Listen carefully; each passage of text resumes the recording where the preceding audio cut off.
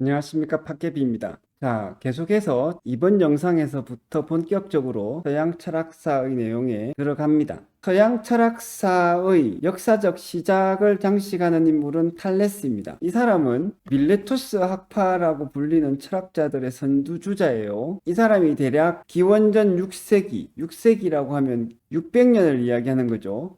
그러니까 서기 0년 전에 600년 전, 대략 2500년이나 2600년 전에 살았던 사람입니다. 우리나라 역사로 치자면 삼국시대 초기 정도의 아주 과거에 살았던 사람이죠. 고조선 시대까지로 소급하지는 않을 것 같습니다. 고조선까지 가려면은 1300년, 1350년 뭐 이 정도까지 가야 되니까요. 그래서 이제 이 탈레스라는 사람의 철학을 이해를 하려면 간단하게 설명하려고 하면은 간단하게 설명할 수 있어요. 이 사람 여러분들 혹시 아시는 분은 아실 텐데 최상은 물로 되어 있다라고 말한 유명한 사람입니다. 그런데 이 사람의 철학을 조금 내가 동감하면서 깊이 이해를 하려면 상황을 조금 이해를 하셔야 되고 특히 이 사람이 살던 시대적 상황을 이해를 하셔야 되겠어요. 그 시대적 상황을 이야기한다는 것은 역사를 쭉 설명하는 건데 요것을 간단하게 압축적으로 보여주기 위해서 슬리피 할로우라는 영화를 도입을 하는 겁니다. 그래서 이 영화에 대한 이야기를 먼저 간단하게 좀 하자면 이 영화를 만든 감독이 팀 버튼 감독이더라고요. 제가 이 영화를 볼 때 영화에 대해서 정말 아무것도 물어봤습니다. 그냥 외국에서 온 여학생한테 영화를 보여준다고 해서 뭘 봐야 될지 모르겠고 좀 괜찮아 보이는 흥미진진해 보이는 영화 그러면서 미국 학생도 쉽게 볼 수 있는 영어로 된 영화를 고르다 보니까 이 영화가 그때 상영하고 있어서 보게 된 겁니다. 근데 알고 보니까 팀 버튼 감독이 대부분은 아시겠지만 굉장히 유명한 세계적인 감독이죠. 그래서 가위손, 유령신부 등을 만들었는데 슬리피 할로우도 잘 만들어졌고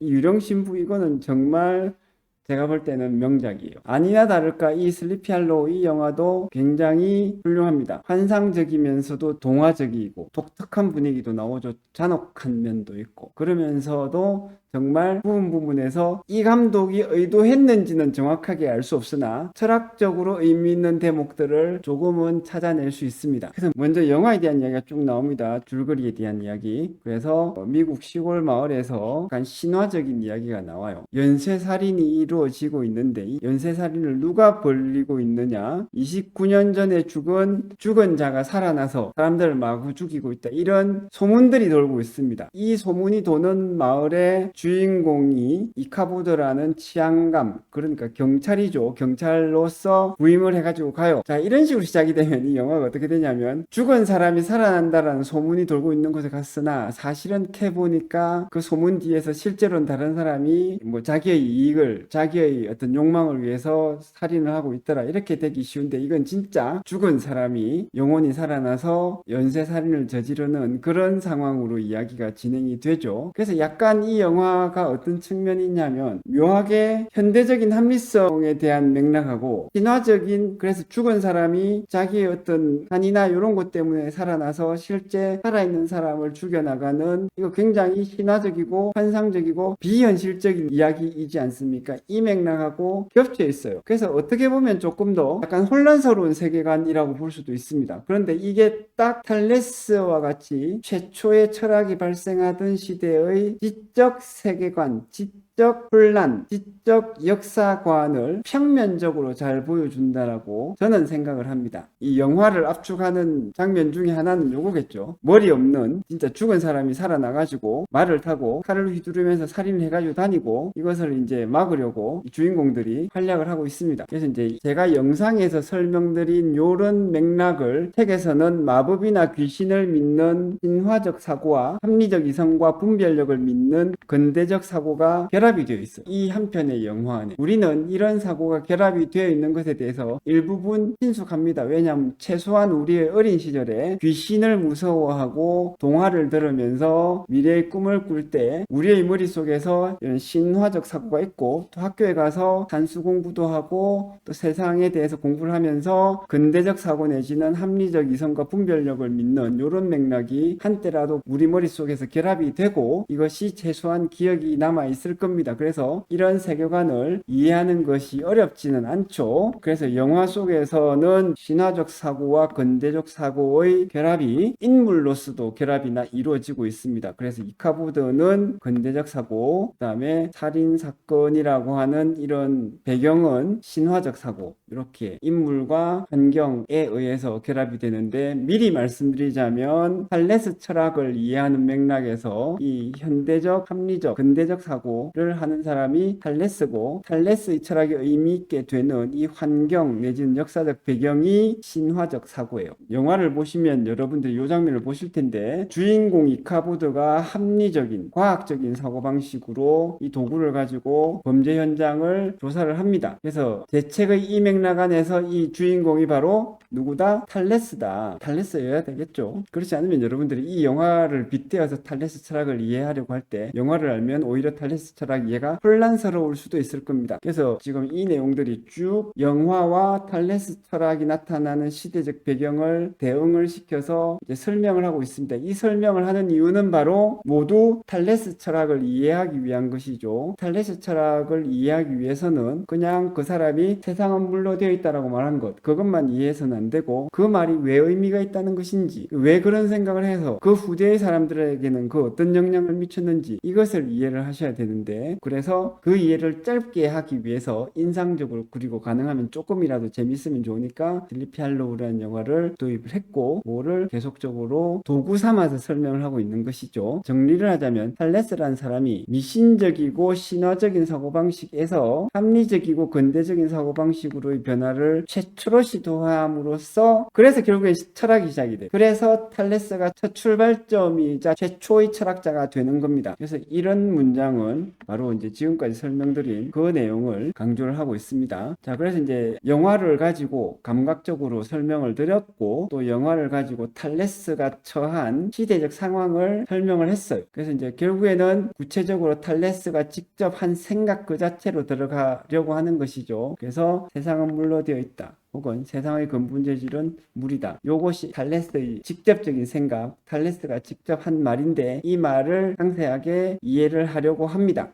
이해를 해보면 이 말을 한 탈레스의 생각에서 핵심은 다종다양하고 변화무쌍한 세상의 사물들 배후에는 단순하고 불변하는 것들이 있다. 요 생각이 탈레스 생각에서 가장 중요하죠. 그리고 이 생각을 탈레스가 최초로 했고, 저 생각이 최초의 과학적인 생각이면서 동시에 오늘날까지도 이어지는 기본적인 사고방식이고, 그런 점에서 굉장히 현대적인 사고방식입니다. 이 사고력, 이 생각의 방식, 요것이 탈레스 철학을 이해하는 데 굉장히 중요해요. 탈레스는 세상은 물로 되어 있다라고 했으나, 이 물 대신에 뭐 다른 것을 넣어서 세상은 뭐 불로 되어 있다, 세상은 돌로 되어 있다라고 이야기를 하나, 그것이 큰 다른 생각이 되기가 어렵습니다. 중요한 것은 이 물이나 요와 같은 구체적인 어떤 대목이 아니라 이 생각 그 자체, 이 생각을 가로지르는 그 생각의 배후에 있는 기본적인 사고방식, 그리고 당시로서는 굉장히 새로우면서 동시에 현대의 우리들에게도 여전히 의미가 있고 큰 영향을 주는, 그래서 여전히 우리도 그 사고방식을 따르는 그 사고방식이 무엇인가, 그것이 이제 바로 요거죠. 그리고 이것을 이해하셔야지 탈레스 철학을 잘 이해하신 것이고, 적어도 핵심을 이해하신 거예요.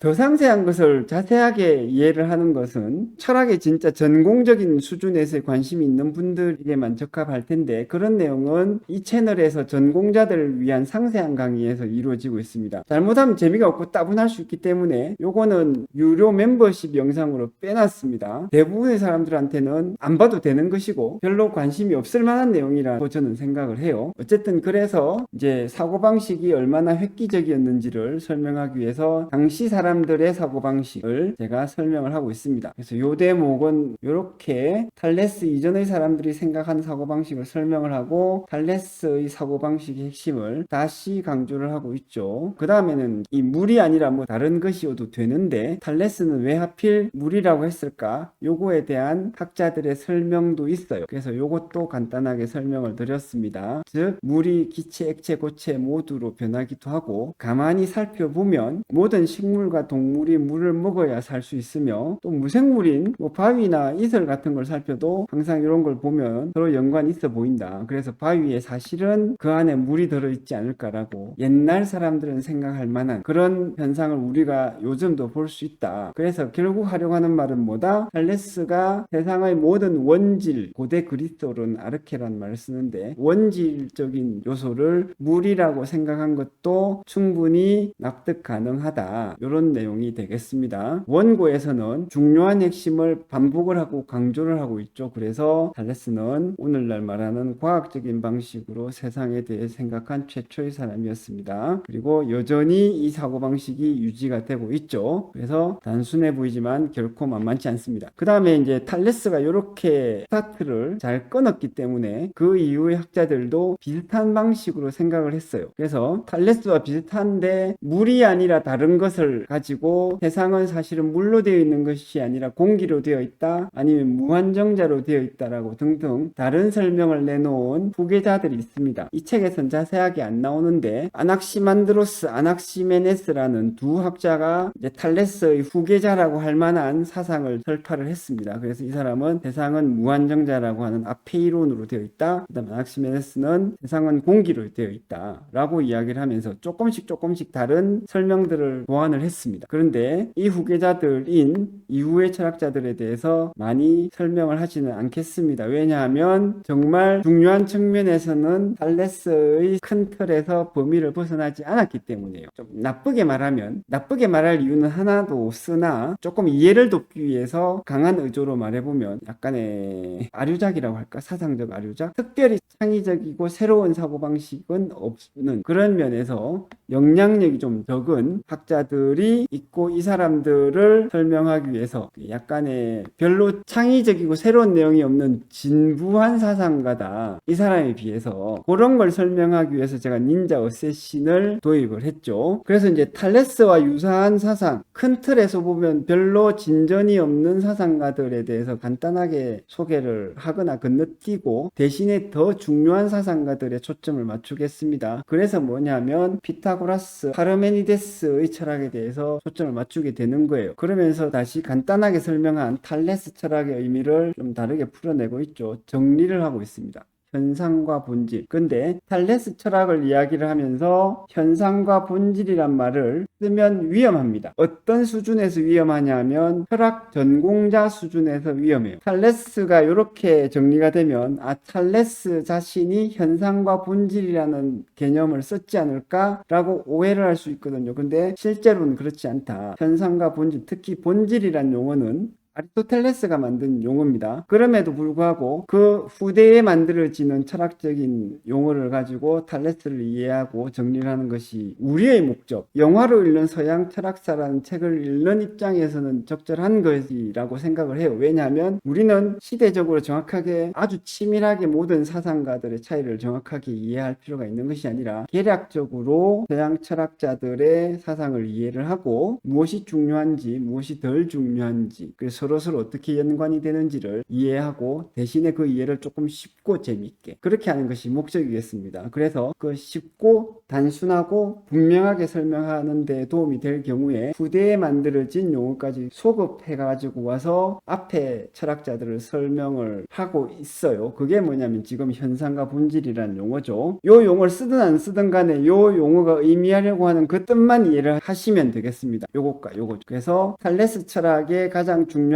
점은 이렇게 눈에 보이는 변화무쌍한 것들과 그 배후에 있는 단순 불변하는 근본 재질을 나누어서 생각했다. 이 사고방식, 사고의 틀이 굉장히 중요한 철학적 유산이 되겠어요. 그러면은 여기서 추측을 할 수 있겠죠. 이 틀 내에서 생각한 사람은 탈레스의 후계자이고 탈레스보다 더 생산적인 사고를 한 점에서는 별로 의미가 없는 사람이다. 그래서 중요하지 않게 되고, 그러면 중요하다고 생각하는 피타고라스와 파르메니데스, 이 사람들의 생각에는 또 다른 어떤 중요한 점이 있을까? 여기에 대해서 의문을 가지시는 것이 여러분들이 이 책을 읽어 나가실 때는 도움이 되겠습니다. 의문을 가지고 있다가 이에 대한 답을 어느 맥락에서 찾으면 곧바로 그 대목은 굉장히 잘 이해한 것이 되고 그 다음에 기억도 잘 될 거예요. 그와 연관된 다른 부분도 한꺼번에 많이 이해가 될 겁니다. 그래서 의문을 가지고 답을 찾는 활동, 요것이 또 스스로 생각하는 능력을 키우는 사고의 연습이 되겠습니다. 그래서 이 대목에서는 여전히 이제 탈레스 탈레스의 철학을 다양하게 설명을 하고 있습니다. 그만큼 탈레스는 중요하죠. 근본 재질로서 물을 지목했다. 그 다음에 근본 재질이 어떻다? 배후에 있는 것은 단순하고 불변한다. 요 생각. 요것도 지금 우리는 전부 이 생각에 물들어 있어서 이게 당연해 보이지만 당시로 돌아가면 굉장히 어려워요. 그것은 과학을 배우지 않은 어린 학생들이 이런 식으로 생각하는 학생들이 거의 없다라는 것을 관찰할 수가 있고 거기에서 추측을 할 수 있습니다. 그 다음에 세상의 근본 재질을 하나로 지목한 것, 하나 이론론적인 특징이 또 탈레스 철학의 특징이에요. 그 다음에 물활론적 성격, 세상이 저절로 만들어졌고 누군가가 신이나 다른 사람이 세상을 움직이도록 계속적으로 원인을 제공하거나 동력을 제공하는 것이 아니다. 이런 생각, 이것도 어떻게 보면 과학적인 생각인데 그 과학적인 생각의 한 측면이 지금 물활론적 품격이죠. 이것을 탈레스 철학의 한 요점이라고 지금 설명을 드리고 있는 겁니다. 그 다음에 앞에서 미리 설명을 드렸듯이 아낙시만드로스, 아낙시메네스는 탈레스 철학의 범위 내에서 크게 벗어나지 않아요. 무규정자, 무한정자, 앞에서는 제가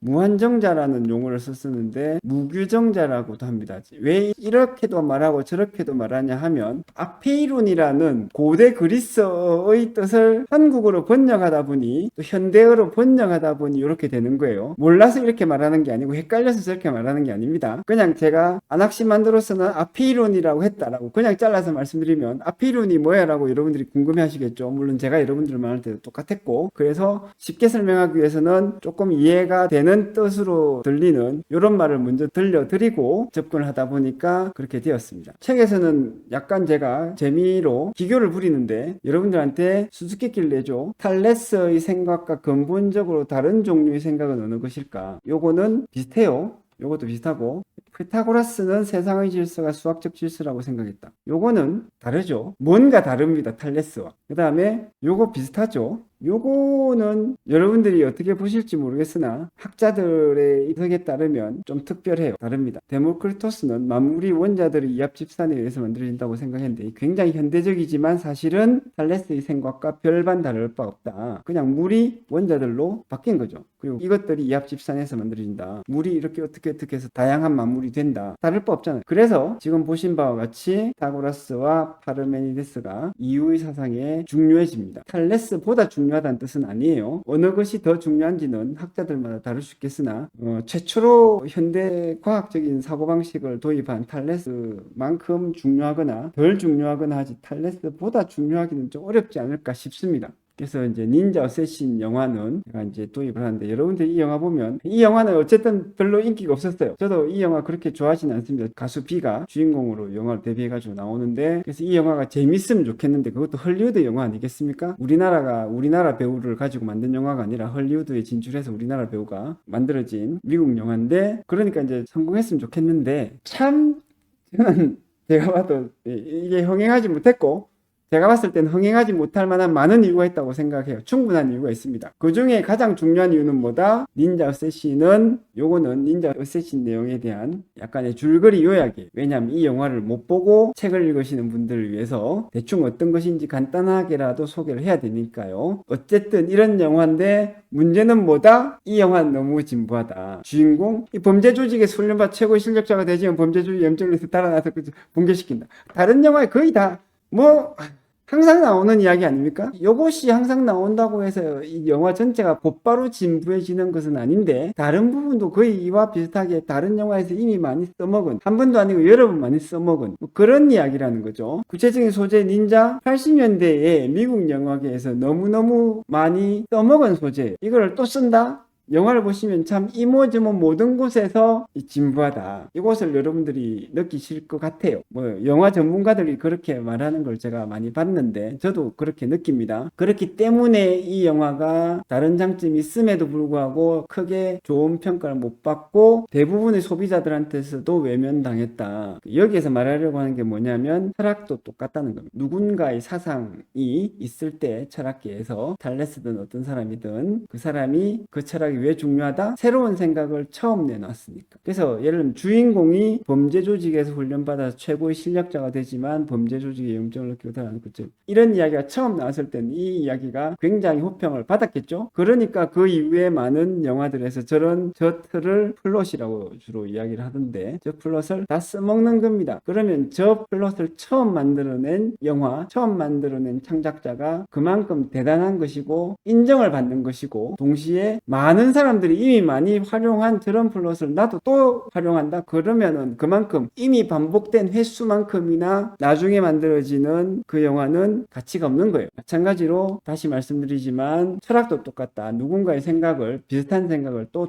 나도 하면서 새로운 생각이라고 포장해봤자 별로 인정을 못 받는다. 그래서 이제 그에 대한 앞에서 이미 설명드린 내용이 원고로 풀려져 나오고 있습니다. 그래서 아낙시만드로스가 무규정자라고 뭔가 대단한 것처럼 이야기를 했으나 이 사람이 대단한 것처럼 이야기했다는 것이 아니라 잘 모르고 지금까지 제가 설명드린 철학의 핵심을 잘 모르고 제가 어릴 때처럼 덤벼들면 이런 내용이 있을 때 대단한 것처럼 보일 수가 있다는 이야기예요. 그렇게 오해를 할 수 있으나 별로 철학 교수님들은 그렇게 평가하지 않는다. 그리고 영화에 빗댄 만큼 많은 사람들이 그렇게 똑같은 방식으로 다른 영화나 다른 작품들에 대해서 똑같은 방식으로 평가한다. 그래서 닌자 세신과 같은 영화들이 철학 교수들이 안 봐서 망한 것이 아니라 그냥 대부분의 사람들이 안 봐서 안 좋아해서 흥행에 실패했죠. 그와 같은 것입니다. 그래서 철학 교수들의 생각이 왜 따를 만하냐면 잘 알고 보면 나도 그와 같은 식으로 생각할 만하기 때문에 우리가 그걸 공부를 해서 불필요한 시행착오 없이 곧바로 올바른 생각으로 나아가려고 하는 것이죠. 그래서 그걸 공부하는 것 아니겠습니까? 그렇게 보시면 되겠어요. 1번, 2번, 6번 데모크리토스까지 굉장히 괜찮아 보이지만 얼핏 봤을 때는 괜찮아 보이지만 철학적으로는 사상사적으로는 큰 점수를 받지는 못한다. 그럼에도 불구하고 데모크리토스는 그래도 조금 특별하죠. 많이 긴척이 되었습니다. 뭐랄까 사고방식의 큰 틀은 같은데 그 안에서 세부적인 것에 굉장히 많이 발전을 이루어서 그 점에서는 별도의 점수를 많이 받을 수 있는 사상? 그렇게 보시면 되겠어요. 데모크리토스의 원자론을 딱 읽으면 현대의 원자론과 비슷하죠. 거기에서 약간의 감탄을 좀 하게 되거든요. 그 감탄이 나오는 그 대목이 사실은 다른 철학자들도 인정하는 그 부분이에요. 그래서 특별한 두 가지 이유. 첫째, 훨씬 추상적인 사고를 했고 둘째, 여러 세부적인 부분에서 모두 분명한 논리를 가지고 있었다.